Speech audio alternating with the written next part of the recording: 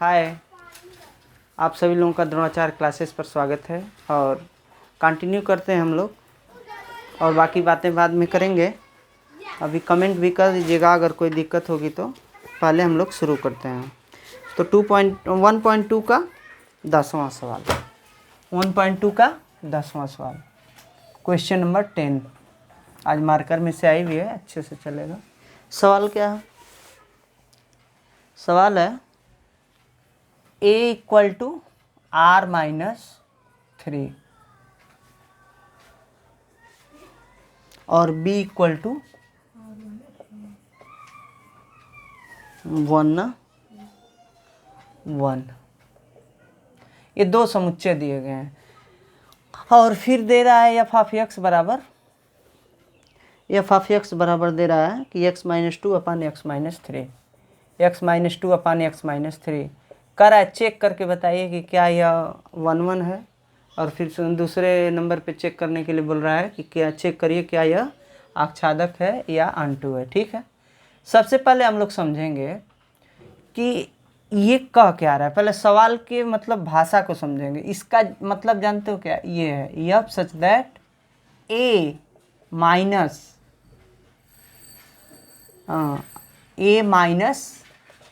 क्या, ऐसे लिख सकते हैं r माइनस ऐसे, और ये कहाँ चला जा रहा है? r-1 पे। मतलब क्या है कि इसका जो डोमेन है वो r है पूरा, लेकिन थोड़ा सा उसमें एक चीज़ नहीं है। क्या है? 3 नहीं है। पूरी रियल नंबर, ये पूरी संख्या रेखा, इधर भी और इधर भी सब कुछ है। बट सब कुछ होने के बाद इसमें क्या नहीं है? 1, 2 और ये 3 नहीं है, यही नहीं है। और ये तो डोमेन की बात रही। और रेंज में को डोमेन में क्या है? पूरा ये है, सब है। केवल कौन नहीं है? 1 नहीं है। यही इसकी व्याख्या है। मतलब इसमें से हम लोग वैल्यू उठाएंगे। अच्छा, ये माइनस हो गया है। हाँ, ये माइनस। तो इसमें से वैल्यू उठाएंगे जो कि डोमेन है, और को डोमेन में हम लोग वैल्यू प्राप्त करेंगे। यही मतलब है इसका। तो आते हैं हम लोग देखते हैं, इसको चेक करना है क्या? 1 तो पहले 1 का बेसिक सा फार्मूला हम क्या कहेंगे कि f of x1 equal to क्या? x1-2 अपान -3, और f ऑफ x2 क्या हो जाएगा? x2-2 अपान x2-3। हम क्या करेंगे? हमने कहा सेकेंड स्टेप में, पहला स्टेप ये था 1 चेक करने का। x को दीजिए एक बार x1 और दूसरी बार क्या? x2। और उसके बाद क्या कीजिए कि f ऑफ x1 को f ऑफ x2 के बराबर कर दीजिए। तो बराबर कर लेते हैं हम लोग, सीधे सीधे लिख लेते हैं। इसको बराबर करोगे इसको, तो ये बराबर हो जाएगा दोनों। यानी क्या हो जाएगा? x1-2 upon x1-3 equal to x2-2 upon x2-3। चलो अब सॉल्व कर लेते हैं। अब जब सॉल्व करेंगे तो क्या आएगा हमारा? तो इसको तिर्यक गुणा करो, तो x1 x2 -3x1 -2x2 plus 6 equal to क्या हो जाएगा? x1 x2 -2x1 -3x2 plus 6 से 6 गया, इससे ये गया। अब हमारा बचा क्या कि यहाँ पर x1 एक तरफ और x2 एक तरफ। तो हम क्या कर लेंगे कि -3x1 और ये +2x1, और बराबर में क्या बचेगा? 3x2 plus 2x2। चलो ये क्या हो जाएगा? -x1 है ना, और ये क्या हो जाएगा? -x2। और x1 बराबर क्या आ गया? x2। यही तो हम लोगों को जानना था कि यदि इतना करने के बाद लास्ट में हमें x1 बराबर x2 मिल जाता है तो हम कहेंगे क्या है? 1 है। क्या है? 1 है। अब अंटू चेक करना है। क्या चेक करना है? आन टू चेक करने के लिए हम तरीका बताते हैं आप लोगों को क्या करना होगा। ये मिटा देते हैं, ये ऐसे ही करना है बिल्कुल। अब आन टू चेक करने के लिए क्या करना है उसको देखते हैं। देखिए आन टू चेक करने के लिए जो सवाल है हमारा एफ ऑफ एक्स बराबर वो क्या है, x-2 अपान x-3। परिभाषा तो ये है ही है। हम क्या करते हैं कि इसको x के टर्म में चेंज कर लेते हैं, तो y के टर्म में, तो एफ ऑफ एक्स को हम क्या लिखते हैं, y x-2 x-3। चलो गुणा कर लो, क्या हो जाएगा, xy -3y अब बराबर क्या, x-2। ठीक है। अब हम क्या करते हैं कि हमें किसको अलग करना है, x को ना, तो इस x को इधर करो तो xy माइनस x बराबर क्या, 3y प्लस -2।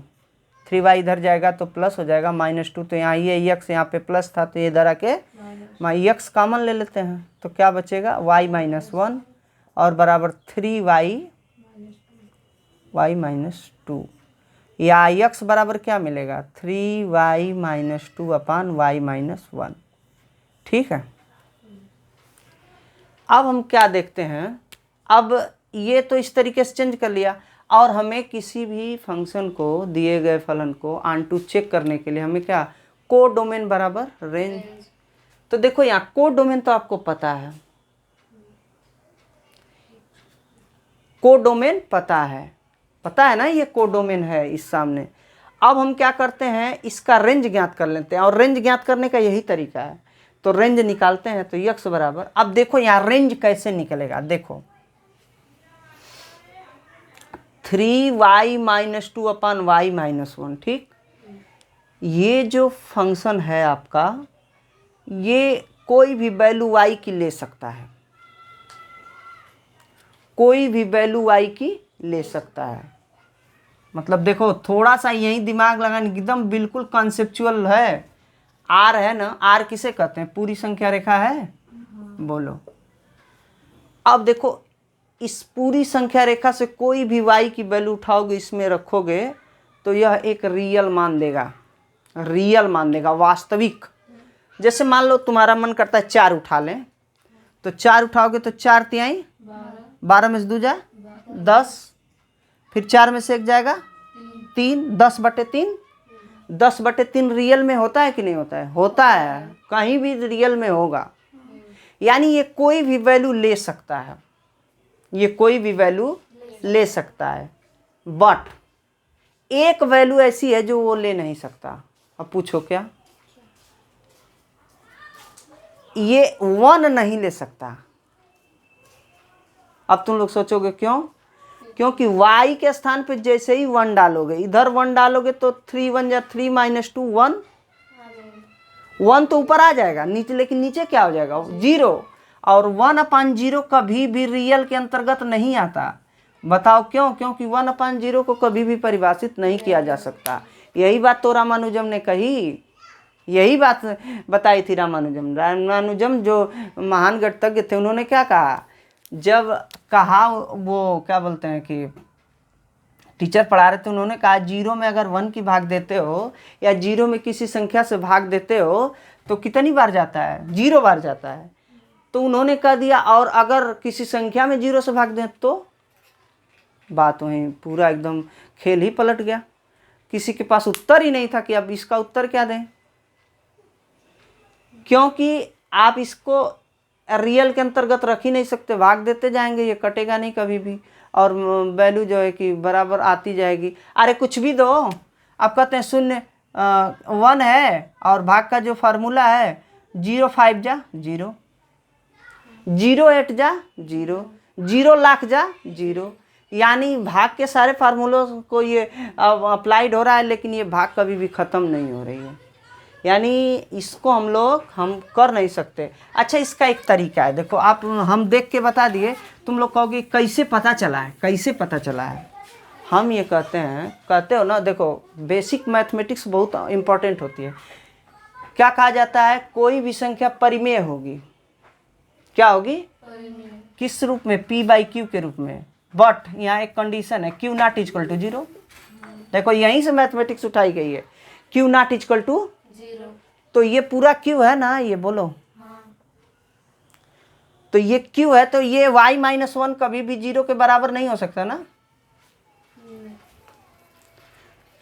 यही तो कह रहा है q नॉट इक्वल टू 0, और इसमें q है क्या, y माइनस 1, तो y माइनस 1 कभी भी 0 के बराबर नहीं हो सकती, y माइनस 1 कभी भी 0 के बराबर नहीं हो सकती।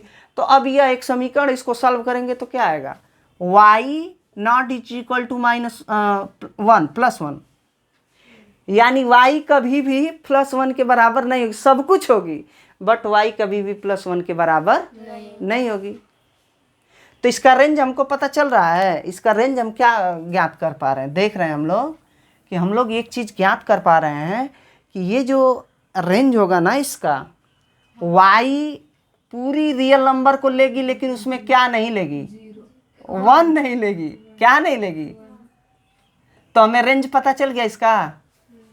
और ये क्या है, और ये क्या है, codomain equal to, codomain equal to, यानी कोडोमेन जब रेंज के बराबर हो जाता है तो दिया गया फलन क्या हो जाता है, अनटू हो जाता है। बात समझ में आई, मैं क्या समझा रहा था तब से। देखो सारा कुछ 6 से जो गणित पढ़ के आया वो सारा कुछ इसमें अप्लाई हो गया। ये सब माइंड, यही सब चीज़ें आपको आनी चाहिए। y माइनस इसका देखो निकाला आपने, देखो किसी भी फलन का जब रेंज निकालने के लिए कहा जाता है तो उसका एक तरीका है। रेंज निकालने के लिए आप उसको पहले इन्वर्स फंक्शन में ले जाए। जैसे ये एफ ऑफ एक्स बराबर इतना था, मैंने क्या किया, इसको इन्वर्स कर दिया। अभी ये y के बराबर था, अभी इसको किसके बराबर होना चाहिए, x के बराबर। अब x के बराबर, अब तरीका क्या लगाओ, इसको देखो और देख करके सोचो कि y कहाँ से कहाँ तक की वैल्यू ले सकता है। उसके लिए तरीका भी है, उसके लिए क्या है, तरीका है। तो ये y माइनस 1 कभी भी 0 के बराबर नहीं हो सकता, हम लोग देख रहे हैं। और y माइनस 1 0 के बराबर नहीं हो सकता, मतलब ये हमें बता रहा है कि y कभी भी बराबर नहीं होगा, किसके, 1 के बराबर नहीं होगा। और जब 1 के बराबर नहीं होगा, सब कुछ होगा, y सबके बराबर होगा बट 1 के बराबर नहीं होगा। तो क्या करते हैं, r में से 1 को निकाल देते हैं, और यही तो पढ़ाया गया है कि, तो हम लिख देते हैं कि रेंज कितना आ गया, और हम यहाँ लिख देंगे कि कोडोमेन बराबर है किसके, बराबर है रेंज के। अतः दिया गया फलन अनटू है। बात समझ में आई होगी, अनटू है, ठीक, समझ में आएगा। मिटा देते हैं, अब इसको मिटा देते हैं। यही तरीका है, ये सबसे बेहतरीन तरीका है किसी भी अनटू चेक करने का। उसका आप रेंज निकाल लीजिए, कोडोमेन तो आपके पास होगा ही, क्योंकि फलन की परिभाषा दी रही है तो उसमें तो आपके पास कोडोमेन रहेगा। रेंज निकाल लीजिए, अगर रेंज बराबर होता है तो कह दीजिए, नहीं बराबर होता है छोड़ दीजिए, कह दीजिए नहीं है अनटू, बात खत्म। क्वेश्चन नंबर ये कौन सा था आपका 10, 11 देखते हैं। क्वेश्चन नंबर कौन सा, 11 कह रहा है कि मान लीजिए F such that R to R, परिभाषा पहले ही दे दिया, आर टू आर। फंक्शन कहाँ से, डोमेन कहाँ से उठाया जाएगा, आर से। कोडोमेन और वैल्यू प्राप्त किस में करेंगे, आर में, सिंपल सा, पहले तो परिभाषा ही दे दिया। और करें एफ ऑफ एक्स बराबर एक्स पे 4, क्या दिया, उसमें 4 ऑप्शन दिया है, सही उत्तर की जांच कीजिए। कह रहा है एफ 11 है, एफ बहुएक आच्छादक है, कह रहा है कि एकाएकी है किंतु आच्छादक नहीं है, न तो एकाएकी और न ही आच्छादक है। 4 ऑप्शन दिया है, तो पहले सवाल को चेक कर लो। आपको 1 चेक करने के लिए क्या करोगे, कहोगे ना कि एफ ऑफ x1 बराबर क्या, x1, एफ ऑफ x2 बराबर क्या, x2 के पावर 4। हमने कहा इसको इसके बराबर करो, तो क्या मैं इसको लिख सकता हूँ ऐसे, ठीक। तो x1 पे 4 माइनस x2 पे 4 बराबर क्या, 0। ऐसे मत कर देना कि दोनों की पावर 4 से 4 खत्म, ऐसे नहीं होगा। अब देखो इसके बाद क्या होगा, x1 स्क्वायर x2 स्क्वायर का स्क्वायर इक्वल टू क्या, 0। अब तुम लोग यहाँ पे देखोगे कि x1 square minus x2 square एक क्वेश्चन में, और दूसरे में क्या आएगा स्क्वायर प्लस x2 स्क्वायर दूसरे क्वेश्चन में, बराबर क्या 0। अब इसको तोड़ोगे तो क्या होगा, ये तो टूटेगा नहीं, ये तो टूटेगा, तो क्या होगा x1 minus x2, x1 plus x2, और ये क्या हो जाएगा x1 square plus square equal to 0। अब देखो यहीं से वैल्यू x1 बराबर x2, एक तो वैल्यू प्राप्त हुई, बट ये भी तो प्राप्त हुई, और एक चीज़ और नहीं प्राप्त हुई, क्या x1 बराबर माइनस x2।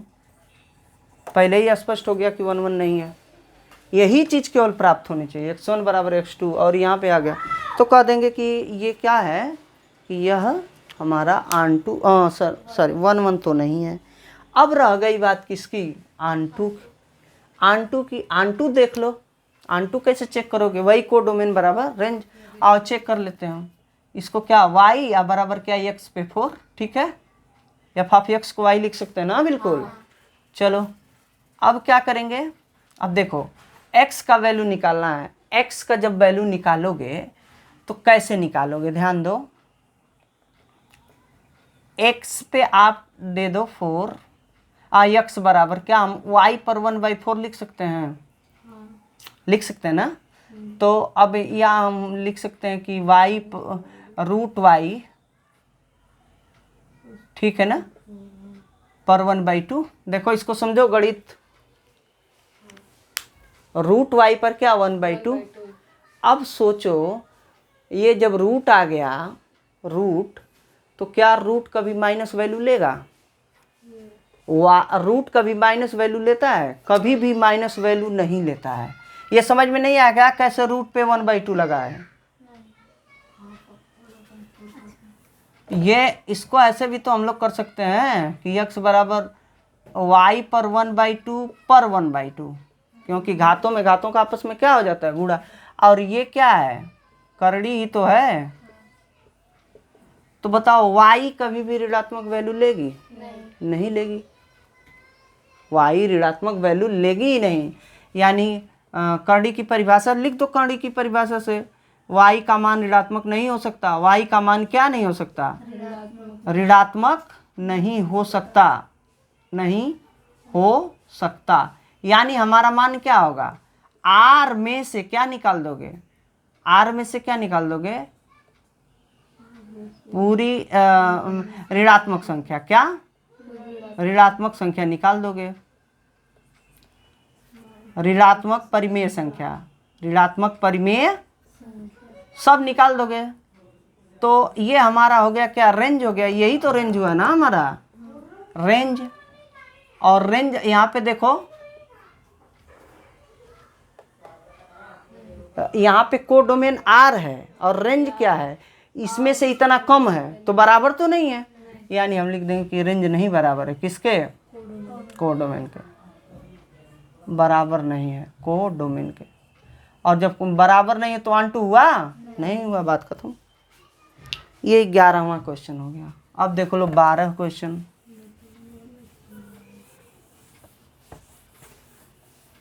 क्वेश्चन नंबर 12 देख लेते हैं।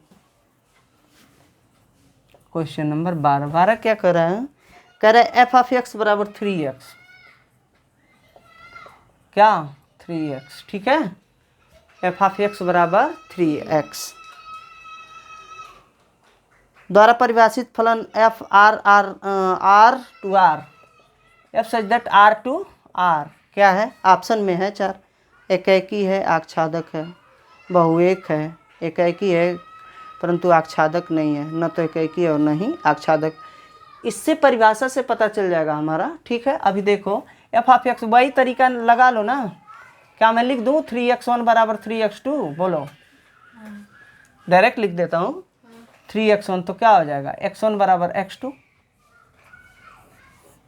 x1 बराबर 1 1 है, क्या है 1 1 है। और जब 1 1 है, अब क्या चेक कर लें हम लोग, आंटू चेक कर ले, आंटू के लिए क्या इसका कोड डोमेन बराबर सॉरी कोड डोमेन बराबर रेंज, रेंज निकाल लें इसका, कैसे निकालेंगे रेंज, क्या लिखोगे y बराबर 3x या x बराबर y/3, बोलो y की कोई वैल्यू ऐसी है जो ये एक्सेप्ट ना करे, आर पर देखो, पूरी संख्या रेखा, पूरी संख्या रेखा आर पर देखो, क्या ऐसा कोई वैल्यू है जो एक्सेप्ट नहीं करेगा? अरे सबको एक्सेप्ट करेगा, सबको करेगा। यानी जो है कि वाई का ये रेंज कितना हो गया? तो रेंज क्या हो गया? रेंज बराबर आर, और यहाँ कोडोमेन कितना है? आर। यानी लिख देंगे कि कोडोमेन बराबर है किसके? रेंज के। अतः क्या हुआ? ऑन टू हुआ। ठीक है, समझ में आया? इसका ग्राफिकल वे देखो कितना मजेदार है। ग्राफिकल वे देखो इसको, ऐसे कैसे ग्राफिकल वे कैसे देखेंगे हम लोग? देखो, क्या हम इसको लिख सकते हैं y बराबर 3x? बोलो, y बराबर 3x। तो कैसे इसका ग्राफ खींचोगे? एक बार x बराबर 0 लो, x बराबर 0 लोगे, y बराबर क्या हो जाएगा? 0। यानी एक बिंदु मिलेगा 0,0, यानी मूल बिंदु यहीं एक बिंदु मिल रहा है। अब एक बार क्या ले लो? नहीं, अब हाँ कुछ भी ले सकते हो। लेने के लिए क्या है, अब एक बार y बराबर 0 लोगे तो क्या हो जाएगा? तो y बराबर 0 लोगे तो फिर x बराबर 0 आएगा। यानी हम क्या करते हैं, x बराबर कोई एक अलग वैल्यू ले लेते हैं। ठीक है, x बराबर क्या ले लो? 1 ले लो। तो x बराबर जब 1 ले लोगे तो y की वैल्यू कितनी हो जाएगी? 3। तो 0,0 और 1,3। तो 1 देखो, ये तो 0,0 मिल गया, 1 और इस पे कितना? 3, 1 2 और 3, और यहाँ से ऐसे, यहाँ से ऐसे, यहाँ देखो यही लाइन गुजर रही है, यही ऐसे। ठीक है, अब बोलो क्या करेंगे? Vertical line test. एक जगह काट रही है ना ग्राफ को, ये ग्राफ है, एक जगह काटे तो कह दो क्या है? 1 1 है। और अपने को डोमेन के एलांग ग्राफ को देखो, ग्राफ ऐसे बढ़ता जाएगा ना, ऐसे ऐसे पूरा, और ये y अक्ष है, यही तो r है हमारा कोडोमेन। तो इसके एलांग सब जगह फैला हुआ है, मतलब कहीं भी ग्राफ छूटेगा नहीं। तो क्या होगा? ऑन2 भी हो गया। यही दो तरीका तो चेक करना है। अच्छा देखो, एक चीज़ और है, इसको मिटा दो। देखो इसका एक चीज़ और है, देखो तुम लोगों को उससे बताते हैं, जब कक्षा 10 में तुम लोगों को वो पढ़ाया गया, क्या बोलते हैं कि वो निर्देशांक ज्यामिति। तो y बराबर क्या? y बराबर संख्या रेखा का जब अंतःखंड रूप तो क्या था? y बराबर mx प्लस c। याद करो, y बराबर mx प्लस c, और ये क्या है? y बराबर 3x। देखो ध्यान से इधर, y बराबर क्या? 3x, और ये क्या है? यम है, और यहाँ क्या है? 0। या एक और चीज पढ़ाई गई है, y बराबर mx प्लस c या y बराबर mx, यह भी पढ़ाया गया। जब y बराबर mx होता है तो रेखा हमेशा मूल बिंदु से होकर जाती है। कहाँ से होकर जाती है? और वही चीज तो खींचा गया था, ऐसे ही ना, मूल बिंदु से खींचा गया था। तो अगर यही सब चीज़ें अगर दिमाग में, तो कितना टाइम देगा? ये देखा, अरे ये तो मूल बिंदु से जाएगी, लाइन खींच दिया, और एक बार ऐसे, और ऐसे खींचने की क्या जरूरत है? ऐसे देखा, हाँ ये तो 1 1 है, और देखा पूरा एलांग है तो 1 2 है। ऐसे क्वेश्चन को उसमें पूछे जाते हैं कंपटीशन में। तो उस समय इतना दिमाग अप्रोचिंग होनी चाहिए, देख के बता दिया बिल्कुल फट से। और नहीं तो कक्षा 12 वाले लगाएंगे, वो x1 डालेंगे, x2 डालेंगे, फिर लगाएंगे, या फिर आगे बढ़ेंगे तो और थोड़ा दिमाग विकसित होगा तो x बराबर 0 या रख करके और उसको प्लाट करेंगे, या आप देखेंगे तो देखते ही होगा। तीनों तरीका हमने बता दिया। ये चैप्टर फिनिश होता है। अगर कोई दिक्कत हो इसमें आप लोग कमेंट कर लीजिए। चैप्टर फिनिश, ठीक है। अब अगली बात कल हम लोग करेंगे। आज के लिए बस इतना ही।